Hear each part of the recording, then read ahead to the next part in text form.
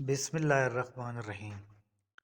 حضرت عبداللہ بن عمر رضی اللہ تعالیٰ عنہ کہتے ہیں کہ ایک سفر میں رسول اللہ صلی اللہ علیہ وآلہ وسلم ہم سے پیچھے رہ گئے۔ پھر آپ ہمارے قریب پہنچے تو عصر کی نماز کا وقت ہو چکا تھا یا تنگ ہو گیا تھا اور ہم وضو کر رہے تھے۔ ہم اپنے پیروں پر پانی کا ہاتھ پھیرنے لگے تو آپ نے بلند آواز سے فرمایا کہ آگ کے عذاب سے ان ایڑیوں کی جو خشک رہ جائیں خرابی ہے۔ یہ 2 مرتبہ فرمایا یا 3 مرتبہ؟ صحیح بخاری حدیث نمبر 96۔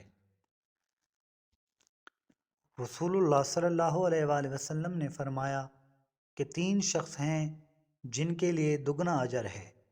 ایک وہ جو اہل کتاب سے ہو اور اپنے نبی پر اور محمد صلی اللہ علیہ وآلہ وسلم پر ایمان لائے، اور دوسرے وہ غلام جو اپنے آقا اور اللہ دونوں کا حق ادا کرے، اور تیسرے وہ آدمی جس کے پاس کوئی لونڈی ہو جس سے شب باشی کرتا ہے اور اسے تربیت دے تو اچھی تربیت دے، تعلیم دے تو عمدہ تعلیم دے، پھر اسے آزاد کر کے اس سے نکاح کر لے تو اس کے لیے دگنا اجر ہے۔